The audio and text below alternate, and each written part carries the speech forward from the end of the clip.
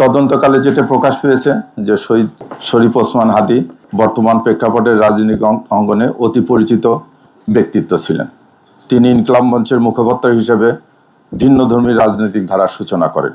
কার্যক্রম নিষিদ্ধ আওয়ামী লীগ ও নিষিদ্ধ ঘোষিত ছাত্রলীগ সংগঠনের বিগত দিনের কার্যকলাপ সম্পর্কে তিনি সভা সমাবেশ, ইলেকট্রনিক ও সোশ্যাল মিডিয়ায় বিভিন্ন রকম সমালোচনামূলক জোরালো বক্তব্য প্রদান করেন।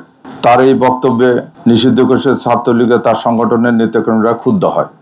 আপনারা জানেন, ভিকটিমকে গুলি করা এজার নামে পলাতক আসামি ফয়সাল করিম মাসুদ ওরফে রাহুল ওরফে দাউদ নিষিদ্ধ ঘোষিত ছাত্রলীগের রাজনীতির সাথে জড়িত ছিলেন।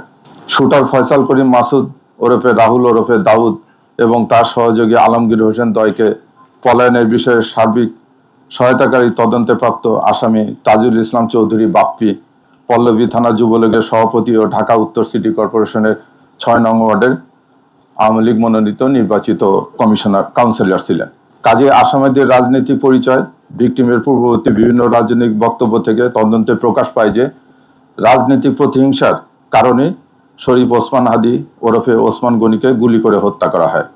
সার্বিক তদন্ত সাক্ষ্য প্রমাণে ধৃত আসামিদের স্বীকারোক্তিমূলক জবানবন্দি ফৌজদারি কার্যবিধির ১৬৪ ধারায় রেকর্ড করা হয়। বিভিন্ন স্থান থেকে প্রাপ্ত সিসিটিভি ফুটেজ পর্যালোচনা করা হয়। অস্ত্র গুলির ফরেন্সিক পরীক্ষার মতামত, মোবাইল ডিভাইস ও অন্যান্য ইলেকট্রনিক ডিভাইসের ফরেন্সিক পরীক্ষার রিপোর্ট অনুসারে আসামিদের সম্পৃক্ত তদন্তগুলো প্রমাণিত হয় এজার নামীয় পলাতক আসামি ফয়সাল করিম মাসুদ ওরফে রাহুল ওরফে দাউদ এবং তদন্তপ্রাপ্ত আলমগীর, তাজুল ইসলাম চৌধুরী বাপ্পি, ফিলিপস খান, মুক্তি মাহমুদ সহ মোট ১৭ জনের বিরুদ্ধে পেনাল কোডের ১২০-এর বি, ৩০২, ২০১, ১০৯ এবং ৩৪ ধারায় অপরাধ প্রাথমিকভাবে প্রমাণিত হয়ে উল্লেখিত আসামিদের বিরুদ্ধে বর্ণিত ধারায় অভিযোগপত্র আজকে দাখিল করা হয়েছে। ভবিষ্যতে এই মামলা সংক্রান্তে আরও কোনো তথ্য প্রমাণাদি বা কারো সংশ্লিষ্টতার প্রমাণ পাওয়া গেলে বিজ্ঞ আদালতে সম্পূরক অভিযোগপত্র দাখিল করা হবে। মহানগর গোয়েন্দা পুলিশ এই মামলার তদন্তভার পাওয়ার সঙ্গে সঙ্গে অত্যন্ত আন্তরিকতা এবং নিষ্ঠার সহিত সর্বোচ্চ পেশাদারিত্বের সহিত আমি বলবো যে মামলার রহস্য উদ্ঘাটন এবং আসামি গ্রেপ্তার সহ অন্যান্য কার্যক্রম পরিচালনা করে।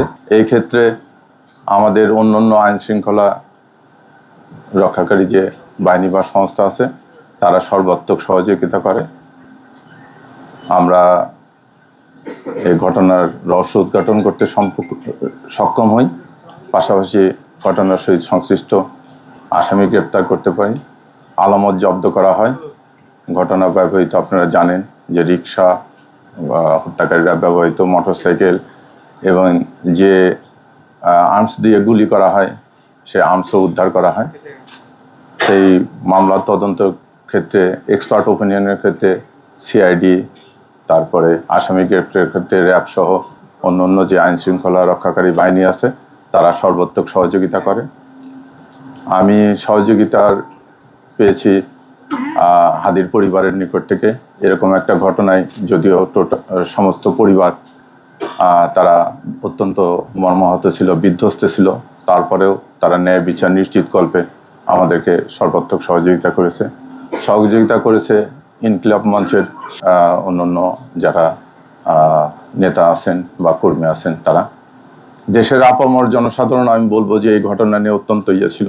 আমরা যেখানে যার নিকট সহযোগিতা চেয়েছি সবাই সর্বাত্মক সহযোগিতা করেছে। তাদের একটাই ছিল যে এই হাদী হত্যার ন্যায় বিচার যেন নিশ্চিত হয়। আমি প্রিন্ট এবং ইলেকট্রনিক মিডিয়ার সাংবাদিক ভাইদের নিকটও কৃতজ্ঞ যে আপনারা বস্তুনিষ্ঠ সংবাদ পরিবেশনের মাধ্যমে আমাদেরকে অনেক তথ্য উপাত্ত দিয়েছেন, যার ফলে আমি এই সময়ের ভেতরে তদন্তের কাজ সম্পন্ন করতে পেরেছি।